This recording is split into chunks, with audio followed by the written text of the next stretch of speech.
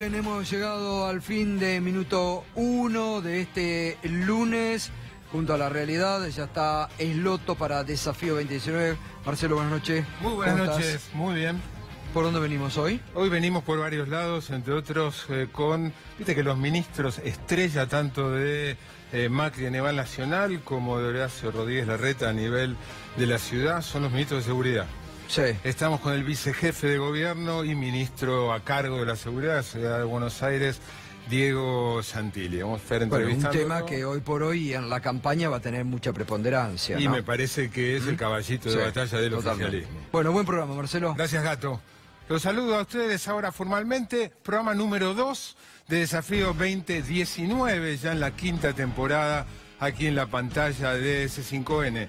Le decía al Gato, ya está en el estudio Diego Santilli, le vamos a preguntar por este giro punitivista del gobierno en general, no solo del gobierno de la ciudad, del gobierno de la nación. No pasa semana sin que haya un par de anuncios, al menos, en ese sentido. Hoy nos desayunábamos con la idea de tomarle ADN a los delincuentes peligrosos, a eso se suma las pistolas Taser, a eso se suma el protocolo para el uso de armas de fuego por parte de las fuerzas de seguridad, la deportación, la baja edad de imputabilidad, etcétera, etcétera, etcétera. Le vamos a preguntar a Diego Santilli. Es parte central de la campaña, de la estrategia electoral para este 2019. Por supuesto, también le vamos a preguntar por la privatización del espacio público en la ciudad de Buenos Aires, que está recibiendo mucha crítica, mucha resistencia y protesta. Le vamos a preguntar también si es de los que piensan en el gobierno que conviene adelantar la elección de la provincia de Buenos Aires o no, o que conviene que todo lo juegue el oficialismo en las PASO en octubre y después eventualmente, todo indica, una segunda vuelta en noviembre. Este viernes 18 se cumplen 4 años de la muerte del fiscal Alberto Nisman. Y un hecho que hasta el momento no está para nada esclarecido. Una parte de la sociedad está convencida de que se suicidó, otra parte está segura de que a Nisman lo mataron. Basado en eso, José Nathanson nos va a hablar de la posverdad. Basado en estas ideas contrapuestas y en que a 4 años de un hecho conmocionante no sabemos todavía qué es lo que pasó. Vamos a seguir con el tema de las orquestas juveniles, este programa de inclusión que el gobierno está retaseando. Lo comenzamos el programa pasado con un informe de Claudio Martínez, lo vamos a continuar hoy y tenemos la respuesta del Ministerio de Educación sobre por qué están retaseando los fondos al proyecto de inclusión social a través de la música. Y vamos a hablar de la crisis recurrente de la Argentina. La Argentina del péndulo, la Argentina de los ciclos, la Argentina de el ida y vuelta, la Argentina del vamos a volver, la Argentina del volveremos, la Argentina de no vuelven nunca más. La Argentina calecita, y precisamente uno de los invitados para hablar de ese tema es el autor de este libro, titulado precisamente La calecita argentina, la repetición de los ciclos políticos de la relectura de Platón a los discursos de Macri, Nicolás Terechuk, que va a estar acompañado aquí en la mesa por quien, desde fuera del oficialismo, del macrismo, fue el primero, si se quiere, desde los intelectuales no macristas, fue el primero que entendió, que percibió, que se dio cuenta que el macrismo era algo serio. Gabriel Bomaro va a estar acá, autor ya de 2 libros. Y hablando de la calecita argentina, ahí vamos.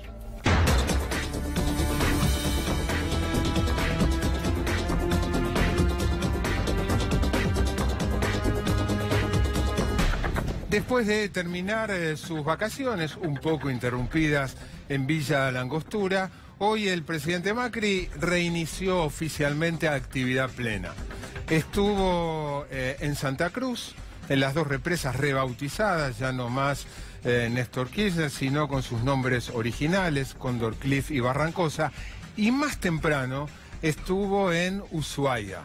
Los invito a escuchar un fragmento de menos de un minuto del discurso. Suelen ser breves siempre los discursos del presidente Macri, no se caracteriza por su locuacidad, pero extracté esto que me interesa compartir con ustedes para después hacer un breve análisis. Macri esta mañana en Ushuaia.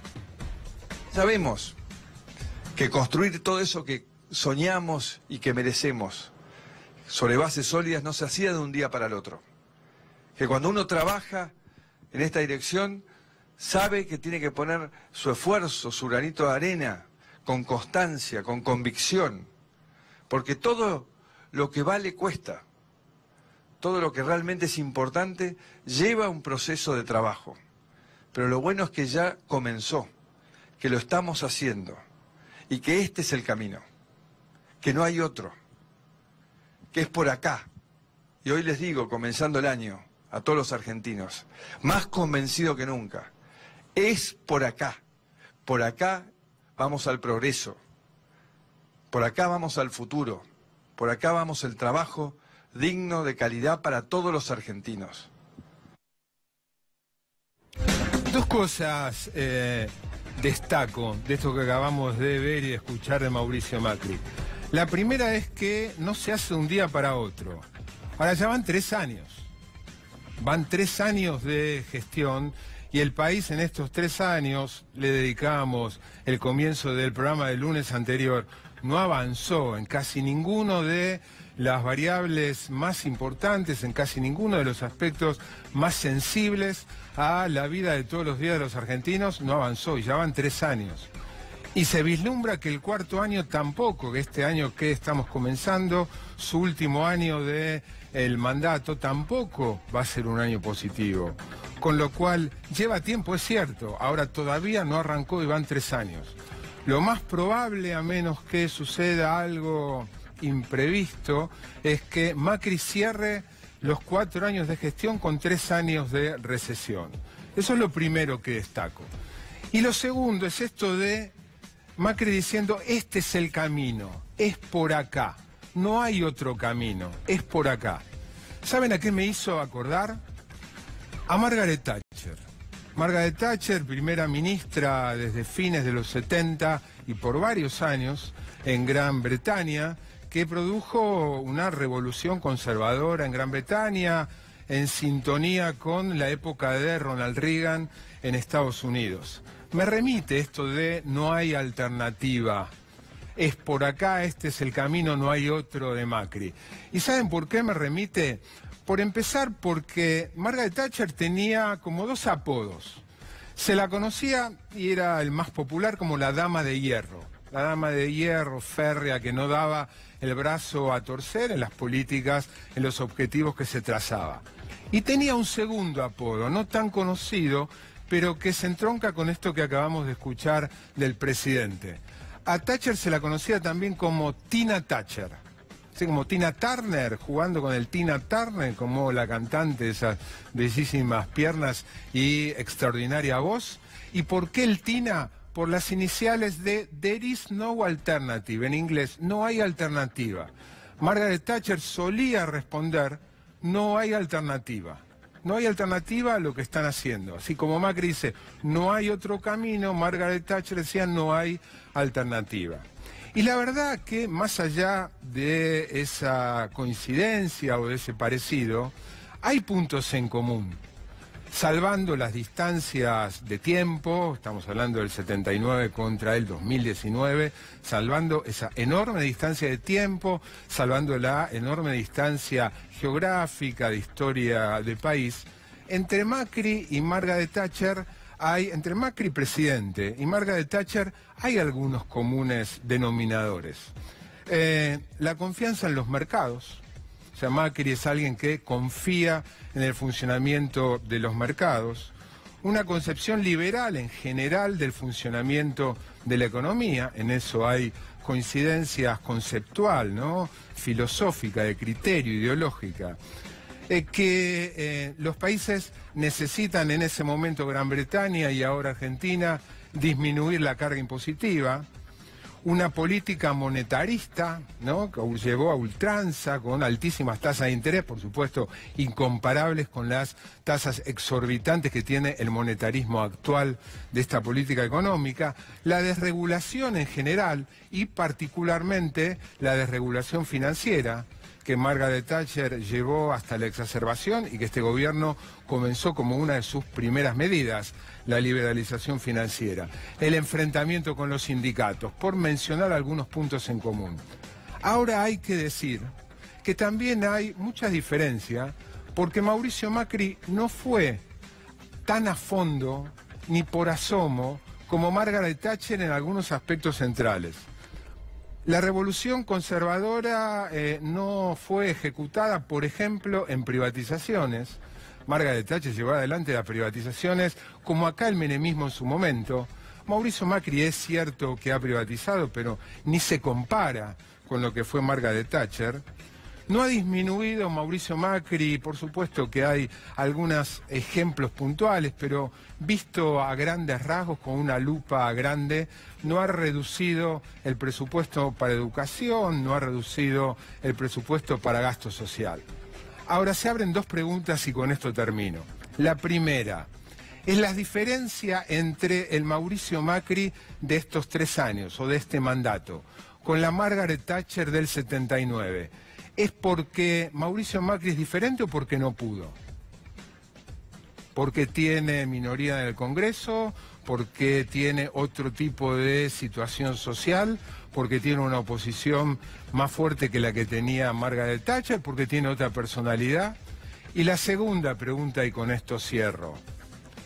¿Qué pasaría si eventualmente está dentro de las posibilidades Mauricio Macri resulta reelecto en noviembre? Si resulta reelecto es en segunda vuelta en noviembre de 2019, quizás ahora Diego Santilli se muestre optimista y diga no, hay chance que gane en primera, pero bueno, en primero, en segunda, en esa eventualidad, Mauricio Macri va a seguir siendo parecido a el Macri que nos está presidiendo, o se va a parecer más a la Margaret Thatcher de la Gran Bretaña. Preguntas que dejamos abiertas para ir a la entrevista con el vicejefe de gobierno a cargo de la seguridad porteña, Diego Santilli.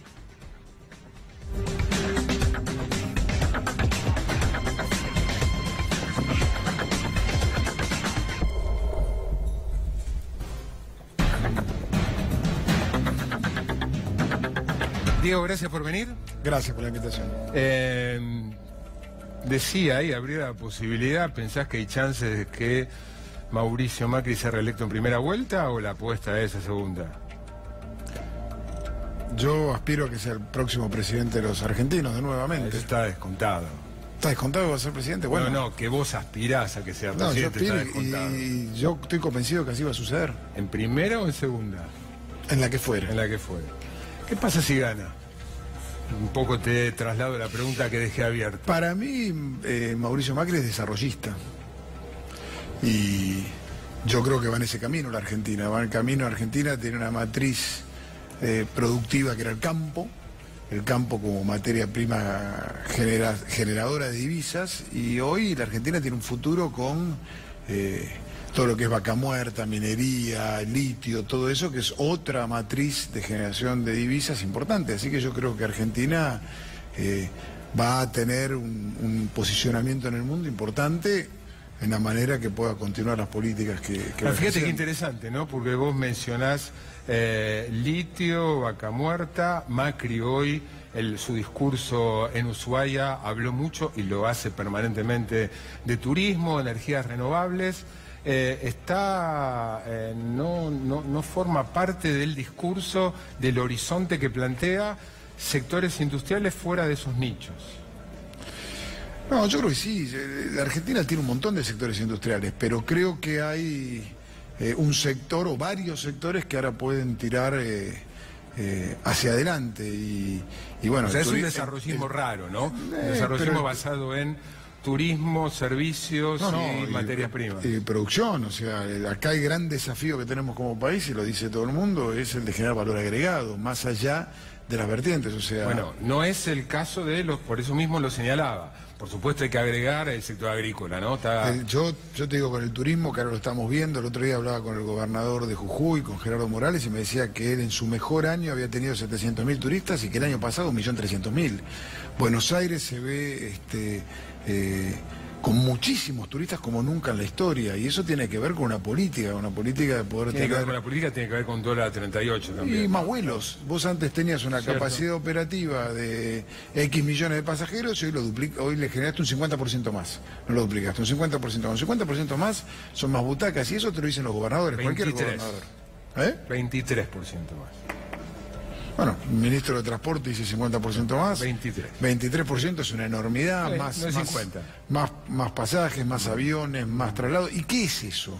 Eso es un hotel que tiene ocupación, un hotel que trabaja gente en el hotel, que tenés del conserje, el que limpia las habitaciones, el del bar, el mozo. Lo mismo te pasa en la ciudad de Buenos Aires con la gastronomía, genera 150.000 puestos de trabajo la gastronomía. Si vos duplicás el turismo tenés más bares, más restaurantes. Bueno, hay ejemplos de países en el mundo que absolutamente viven de la gastronomía, del turismo, España, Italia, y después tenés otros países, ejemplo Canadá, donde tiene una producción de minería sustentable, donde le genera... Con esos sectores a los que les va bien y que son prometedores, más algunos otros, ¿pensás que alcanza para romper lo que creo es una de las limitaciones más importantes, que es la falta de creación de trabajo? No están creando trabajo en el sector privado de hace muchos años, no es algo exclusivo de este gobierno. Alcanza para 44 millones de argentinos y 22 millones de argentinos en población económicamente activa con esos sectores. El gran desafío es generar trabajo. Creo que los 2 años anteriores, no el 18, venía generando trabajo el gobierno, y después la crisis del año pasado le generó un parate, pero me parece que el desafío está ahí, ¿no? Poder generar trabajo. De hecho, mira, nosotros ahora cerramos la convocatoria para 2.000 policías ahora en lo que va de este mes, y inmediatamente empezamos a volver a generar otras 2.000 convocatorias. ¿Por qué? Porque estamos llevando la carrera policial a 2 años, para mayor preparación, mayor formación, y que el último semestre de la carrera policial sea práctica en la calle. Digamos, mientras que hacen la academia, práctica en la calle. Entonces, eso es generación de puestos de trabajo, multiplicación de laburo, y con un muy buen salario que pagamos nosotros, y una muy buena formación. Me llevaste vos, y está claro que es estrategia de gobierno, así ahí va la pregunta. Hacia el tema de seguridad, yo no lo había planteado, vos saliste con la incorporación de policías. Sí. ¿Cuánto hay de...? Nadie puede negar que es un problema, las encuestas lo muestran como una de las 2 principales preocupaciones, cuando no es inflación, es inseguridad. Ahora, ¿cuánto hay de política de gobierno para enfrentar ese problema y cuánto hay de estrategia electoral? Para nosotros es una política central desde que asumimos con Horacio, que fue el traspaso de la policía. Recordemos, tenemos una policía que cumplió 2 años el año pasado. Una policía que cuando la recibimos tenía 6.000 policías en la calle. Hoy tiene 13.384 policías en la calle. O sea, más del doble de policías en la calle. Y la gente lo ve, los vecinos lo ven, con más actitud, con mejor y mayor formación, con más tecnología, con más cámaras, y por eso vos tenés, desde que recibimos la policía, un descenso de los delitos.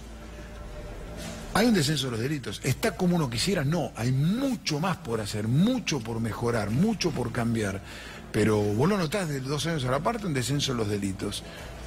¿Cuánto hay de, más allá de que es una política de gobierno a todas luces, a nivel de la ciudad y a nivel nacional, de utilización de esa política como estrategia electoral? Nosotros con Horacio no lo vemos de esa manera, lo vemos como, vos lo dijiste antes, una de las principales prioridades que tienen los vecinos. Y la prioridad tiene que ver con luchar primero contra las mafias que se encuentran atrás de la violencia del deporte, por ejemplo, las mafias que están atrás del motochorro, la mafia que está atrás del narcotráfico. Y también con algo que te pide la gente, y que pedimos todos, que es terminar con la impunidad. O sea, no puede ser que 2 motochorros arrastren a una persona, a una mujer, para robarle la cartera, y entra por una puerta y sale por la otra. Entonces eso tiene que ver con algo en lo que nosotros no podemos parar, que es motochorro, delincuente, lo tenemos que poner a disposición de la justicia. Y la justicia lo tiene que juzgar. La justicia lo tiene que juzgar. ¿Quién puede estar en contra de eso, Diego? Y bueno, te voy a dar un ejemplo. Robaron la joyería en Devoto la semana pasada. 2 de los 5 delincuentes que entraron a mano armada habían robado en agosto del año pasado en Cabildo. Estaban libres. ¿Qué decían esos delincuentes a los policías? Tengo libertad condicional, tengo pendientes con, no sé, hablan de esa manera, pendientes con la justicia. No es así. Esos delincuentes deben estar presos porque entraron con armas, tuvieron rehenes. ¿Qué podría haber pasado si uno de estos delincuentes mata a alguien? Entonces digo, esas personas no pueden estar en la calle. Cuando digo estrategia electoral es, por ejemplo, especular con que Patricia Bullrich pueda ser la mejor candidata, la más redituable para acompañar a Macri en la fórmula. Esa para mí es una decisión del presidente y del equipo del presidente, y yo ahí no opino. Yo lo que sí hago con Patricia Bullrich, con Cristian Ritondo en la provincia de Buenos Aires y con el que te hablo es trabajar en equipo. La gente no entiende la división en la General Paz. Lo que la gente entiende es que en la ciudad de Buenos Aires está la policía de la ciudad, que en la provincia de Buenos Aires está la policía de la provincia de Buenos Aires, y que pretenden de la policía de la provincia, de la policía de la ciudad y de la policía federal o de las fuerzas federales que trabajemos en equipo, que terminemos con los delincuentes, que terminemos con los chorros, que terminemos con los que matan, asesinan y violan. Entonces ese es el laburo que tenemos que hacer. Entonces nosotros ponemos el anillo digital, hicimos una inversión importantísima. ¿Qué cambió? ¿Sabes qué cambió? 20 autos por mes hemos recuperado, 240 autos el año pasado. Muchos de los robos que se producen a vehículos se producen con mucha sangre, con mucha violencia, porque son robos a mano armada. Evitamos eso, bajamos el delito ahí. Homicidios dolosos. Recibimos la policía con 176 homicidios dolosos en el año cierre de 2015, este año 134 homicidios dolosos. Entonces, digo, mientras que haya uno, nosotros tenemos que trabajar. Para que no suceda ni uno ahora. No es 30% menos de... Eso es lo que tenemos que hacer. No es eso jurisdicción tuya, no es jurisdicción tuya, pero en la ciudad de Buenos Aires ha habido, ante este discurso, lo voy a decir con mis palabras, de mano dura, ha habido más de un exceso por parte de la Fuerza de Seguridad, de la Metropolitana en algún caso, de la Gendarmería de la Prefectura en muchos más. Yo no creo en la mano dura, yo creo en la mano justa, Marcelo. Yo creo que lo que la gente nos pide es delincuencia. Ha habido muchos, siempre ha habido delincuencia. Lo que nosotros tenemos que hacer es poner a disposición de la justicia a esos delincuentes, una y mil veces. Porque te doy otro ejemplo. El año pasado 200 motochorros arrestó a la policía de la ciudad. No tengo uno preso. Entonces, cuando vos ves hoy a los colombianos, los detenidos, los motochorros colombianos, y mirá, yo te digo una cosa, nosotros somos un país de inmigrantes, pero que vinieron a forjar su futuro, a forjar el futuro de sus hijos, a buscar el porvenir. No vinieron acá a robar, a matar o a violar. Esos tipos se tienen que ir del país, se tienen que ir del país, definitivamente, y eso es lo que pide la gente. Lo que la gente pide es basta de impunidad, no mano dura, basta de impunidad. Estos tipos que estaban robando, que arrastran a la gente, que maltratan a la gente, que lastiman a la gente, tienen que, si son extranjeros, que se vayan del país. Y si son argentinos, tienen que ir presos. ¿Qué relevancia tiene eso dentro del delito general? 20%. Extranjeros, 20%. ¿20% en qué? ¿El delito de robo de extranjeros? Droga. Exactamente. De droga, donde, ¿sí? hay muchas mulas. Bueno, ese es otro de los temas. A partir del 2 de enero de este año... Bueno, dicen 20% como si el 20% de todo el delito del país fuera cometido por extranjeros, cosa que no es así. No, en nuestra ciudad. No en nuestra ciudad. Te daré otro ejemplo. Narcomenudeo. El 2 de enero de este año empezamos a trabajar en narcomenudeo. ¿Qué es el narcomenudeo? Es el delivery de droga, el grupo que vende, o la bandita que vende droga en el barrio, que los vecinos te lo reclaman. Ya tenemos la primera condena. La justicia actuó en 72 horas y tiene el primer condenado. ¿Sabes qué quiere la gente? Vivir en paz. Y que la impunidad de ver en esa esquina que están vendiendo droga y que ven autos de todas gamas, de toda calidad, que vienen y pasan y dicen qué raro que pasa acá, que no suceda más. Entonces, eso es el laburo que tenemos que hacer nosotros. Va a quedar pendiente, en falta de tiempo, la privatización del espacio, de esto conoces, porque además fuiste ministro, pero quiero preguntarte dos otras cosas, lamentablemente en las limitaciones del tiempo que tenemos.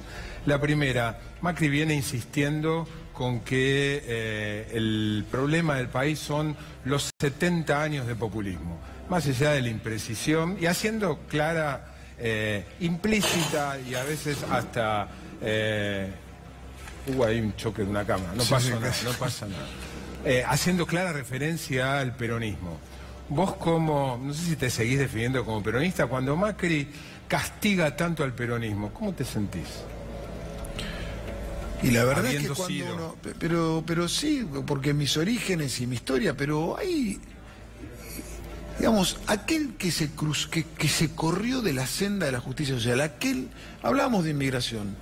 ¿Qué es la inmigración? Es el pueblo trabajador que va en búsqueda... Pero no te me escapes. Pero no me Macri escapo, dice, pero te lo voy a el mal responder. de la Argentina son los 70 años de populismo. Dejamos de Pero lado ¿qué era el peronismo de aquel entonces? Era la movilidad social. Era el hijo del laburante que podía educar a su hijo y que tenía un futuro mejor que el que él había tenido. Era la justicia social. El que las hace las tiene que pagar. Entonces, las acciones tienen pero consecuencias. para Macri eso no ocurrió, fueron 70 años malos. Pero yo lo que digo es que ha habido políticas populistas donde no se ha avanzado y no se ha generado la movilidad social, no se ha generado la justicia social. Y yo comparto mucho lo que dice Mauricio. Tiene que ver con eso. Y eso es lo que tiene que corregir nuestro país. Entonces, ¿qué tipo de justicia social es a que el delincuente tiene más derechos que los ciudadanos o que el propio policía, que trabaja para cuidarnos a todos nosotros, a los que nos están viendo? ¿Cuál es ese derecho? Otra vez el discurso, ¿no? Pero no es que es el discurso, es que es lo que la gente me dice. Mira, yo hago 4 reuniones de vecinos por semana, Marcelo, 4 reuniones de vecinos por semana, de toda índole, ¿eh? Que nos votan, que no nos votan, viene todo. Algo, fíjate que Viene todo. mencionás el tema de Viene la todo. seguridad, no, Pero es que- de la inflación no y te me- hablan. Pero también me habla de la inflación, por supuesto, pero yo no le esquivo el rol al que tengo ahora. No puedo esquivarle el rol. Entonces, y yo sé que tenemos mucho por hacer. Yo sé que hemos mejorado, pero que falta muchísimo por hacer. Entonces, la verdad es que yo quiero que el delincuente ese, los delincuentes esos, que atacaron a un turista en nuestro país, no porque haya sido turista o no turista, porque puede ser un argentino ahí, estén presos. Y no vamos a descansar hasta meterlos presos. No va la instrucción que le diga el secretario de Seguridad, el jefe de policía, los quiero detenidos y presos. Cualquier organización mafiosa que esté en eso, lo vamos a ir a detener y a poner a disposición de la justicia. Diego, gracias por venir, quedan temas pendientes, nos faltará oportunidad en un año No, de por campaña, supuesto, un año electoral. por Se cumple el próximo viernes 4 años de la muerte del fiscal Alberto Nisman. Motivo para que con José Nathanson se hable de la posverdad.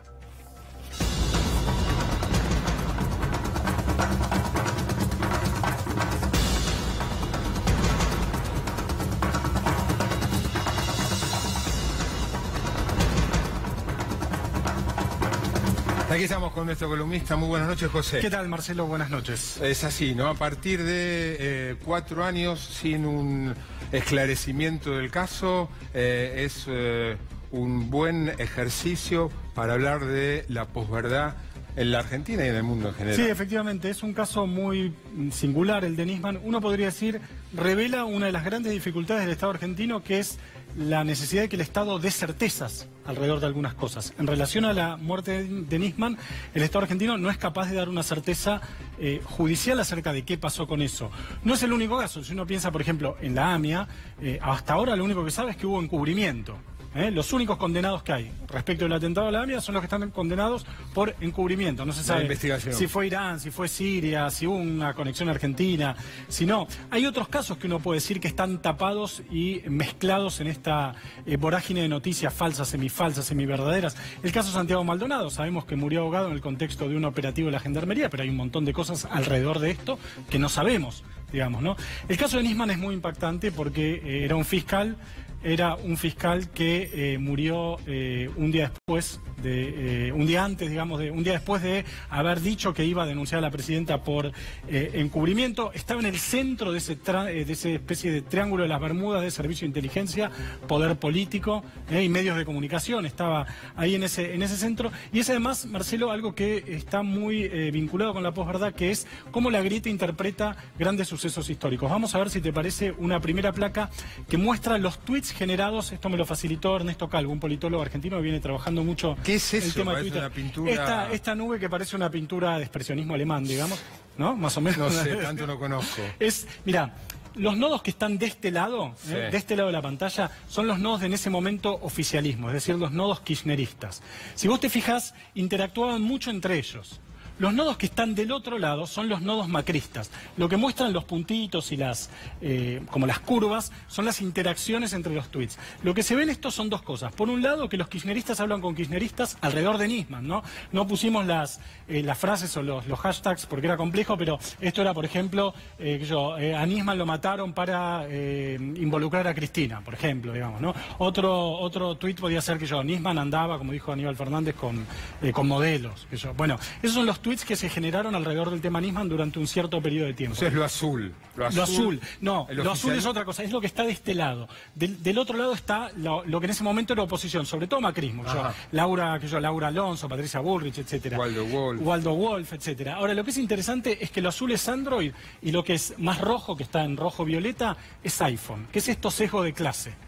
Los macristas tuitean con iPhone y los no macristas, por lo menos en ese momento, tuitean mayoritariamente con Android, que es más barato, obviamente, ¿no? Por eso digo, es revelador de un sesgo de clase. Fíjate cómo del lado kirchnerista hay muy poco rojo, hay muy poco iPhone. En cambio, el lado macrista está lleno de iPhone.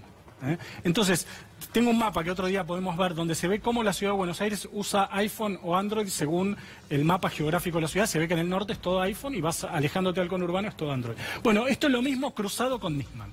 Entonces, ¿qué tenemos acá? Que la grieta habla no solo alrededor del mismo tema, de un mismo tema, pero alrededor de una cierta cantidad de ideas, sino que además hay un sesgo político que se refleja o que es reflejo de un sesgo de clase. Porque los macristas creen que a Nisman lo mató el kirchnerismo y además tuitean en iPhone. Dicen eso de sus iPhones. Los kirchneristas creen que a Nisman lo mataron para involucrar a Cristina o que se suicidó y lo hacen desde Android. Desde Android. Interesantísimo. Ese es insisto con la fuente, me lo facilitó hoy a la mañana Ernesto Calvo, investigador que vive en Estados Unidos y que hace este tipo de análisis. Entonces, el sesgo de confirmación, que es la idea de que vos solo querés escuchar las certezas, las nociones, las ideas que ya tenés previamente, opera mucho en esto. Se ve muy claramente en la grieta. La grieta es básicamente gente que habla con gente que piensa muy parecido a eso, digamos.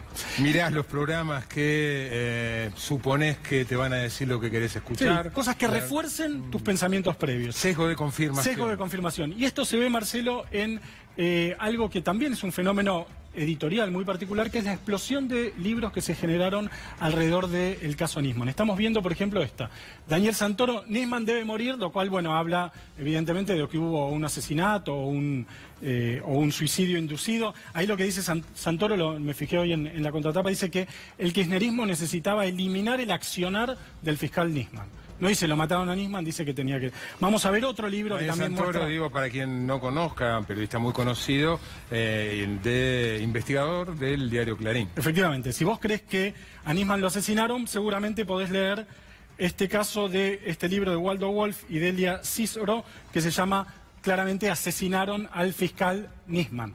Ahí ya es más directo. Claro, efectivamente. Ahí ya no sugiere, sino lo afirma. Sí, y te leo atrás dos líneas de la contratapa. Insistamos en lo que ya se sabe, porque todavía hay quienes se obstinan en renegar de los hechos. El asesinato del fiscal Nisman fue pactado con Irán. Dice Waldo Wolf, que hoy es diputado del PRO, ¿verdad? Ahora, si vos crees que a Nisman le pasó otra cosa, por ahí podés mirar esta otra placa, Operación Nisman, la trama de una denuncia insostenible de Federico Bernal y Ricardo Isico, donde lo que cuentan, Federico Bernal es un especialista en energía, donde lo que cuentan... recién el programa del Gato. Ah, bueno, lo que cuenta básicamente es que no había crisis energética y que en todo caso... Irán no era suficiente para sacar a la Argentina de la crisis energética. Si vos pensás otra cosa de Nisman, podés ver otro libro. Veamos otro libro donde ves, por ejemplo, Suicidado, el asesinato del fiscal Alberto Nisman de Brasesco, otro periodista que dice que fue el primero en llegar a la puerta del departamento donde estaba Nisman. Y si vos pensás otra cosa de Nisman, podés ver Quién mató a Nisman de Pablo Dugan, un libro un comentario editorial al pie. Va por la 4ª edición, Dugan lo editó de manera independiente y le fue tan bien que lo compró Planeta, y donde defiende la idea básicamente de que Nisman se suicidó. Entonces, hay una cantidad de libros de Nisman, cada uno para confirmar, o sea, si vos tuiteás con Android probablemente estés leyendo este libro, con iPhone estés leyendo este libro, con Android probablemente estés leyendo este. Cierro, Marcelo, si te parece, con una buena frase de Martín Rodríguez, que vino la semana pasada aquí, que dice que en el siglo XXI los temas importantes se diluyen por exceso y saturación, no por silencio o blindaje. Uno podría decir casi que es el bosque que tapa el árbol en lugar del árbol que tapa el bosque. ¿Tenés iPhone o Android? Yo tengo iPhone. ¿Vos? Pero no tengo Android. Android, sí, iPhone. Soy un iPhone no macrista igual. Un iPhone no macrista. El país calecita. Vamos a hablar ahora en una mesa con el autor de un libro titulado precisamente así, y como les decía al principio, con Gabriel Bomaro. El primer intelectual no macrista que se dio cuenta que el macrismo era algo serio, que había que prestarle atención, y se dio cuenta mucho antes de que lo eligieran presidente.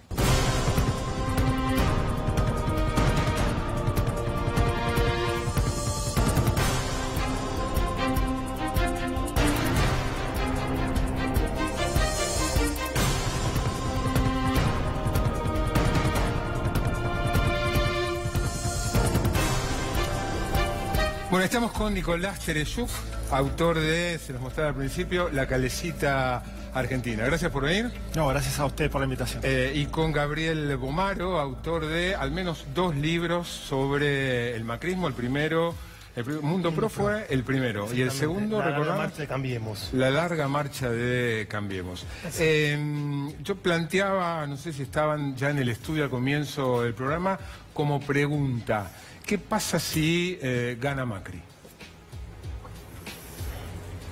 Es una posibilidad, ¿no? Es una posibilidad, por eso lo pregunto. No. En la posibilidad de que gana Macri. Un poco el planteo era, ¿Macri sería un presidente parecido a lo que fue? ¿O un presidente que redoblaría su faceta, si se quiere, neoliberal? Empiezo yo así brevemente, pero yo lo que te diría es que las condiciones en las que el segundo Macri gobernaría, en parte impuestas por el primer Macri, serían muy diferentes a las que con las que gobernó el primer Macri. ¿Más difíciles? Mucho más difíciles, sin duda. Económicamente mucho más difíciles.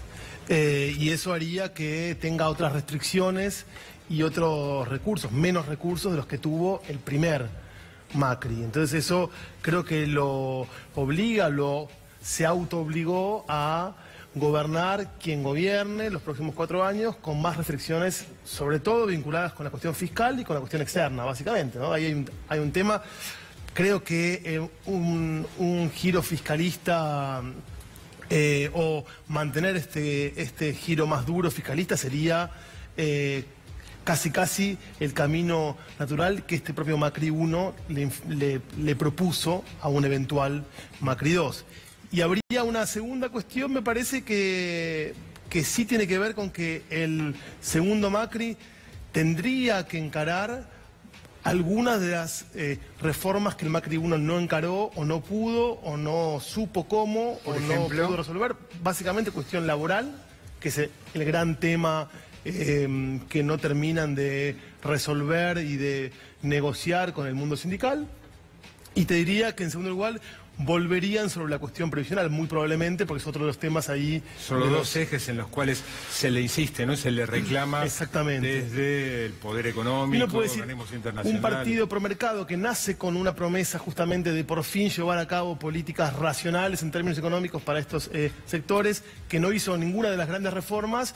Por ahora su performance fue pobre en estas áreas, y creo que para consolidarse como un partido estable de ese espacio tendría que por lo menos dejar algún legado de ese tipo Macri 2. Nicolás, con la lógica del país calecita, está la calecita que da vuelta, y está dando vuelta llegando a qué lugar de la historia pasada. Creo que era, volviendo a lo anterior, creo que es interesante que vos hagas la pregunta, digamos. Esta es una pregunta que casi no tendríamos que estar haciéndonos, digamos. Todos los presidentes en la Argentina que tuvieron la posibilidad de ir a la reelección, Carlos Menem y los Kirchner de alguna manera, lograron ser reelectos. En América Latina, los presidentes que tienen la posibilidad de ser reelectos, creo que en más de 40 años, salvo 2, todos lo han logrado. Esto es lo habitual por la centralidad que tiene el presidente en nuestros sistemas. Lo que pasa es que los presidentes no tienen un tercer año de gestión tan malo, con índices que a veces hay que remontarse a 25 años atrás, y esto pone de nuevo esta pregunta. Si Macri no ganara, sería una excepcionalidad. Creo que sí, por la centralidad que tiene el presidente en la Argentina, pero también por lo que conocemos de la historia reciente. La oposición en nuestro país suele ser partener, y en este caso parece haber pura y exclusivamente por este tercer año tan malo que ha tenido el presidente Macri, después de un espaldarazo muy fuerte que los argentinos le dieron en 2017, una situación abierta, competitiva, que esta pregunta te la haces vos, pero se la hacen los mercados, ya sabemos todo esto que está ocurriendo. En cuanto a lo que vos mencionabas, yo traigo ahí algunas lecturas que hablan de varios liberalismos en la Argentina. Hablas de 4 liberalismos. Claro, a mí... ¿Este se parece a cuál?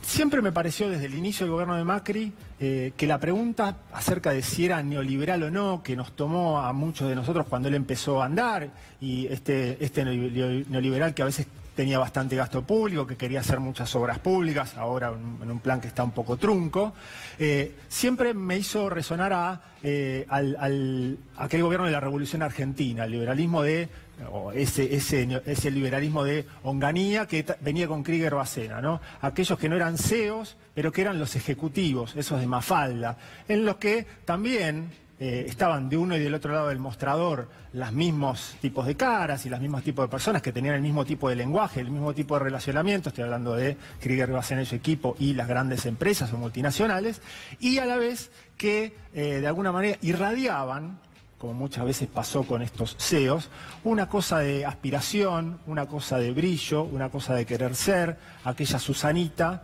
que en los 60 quería casarse con un ejecutivo en aquel tiempo, no con un CEO.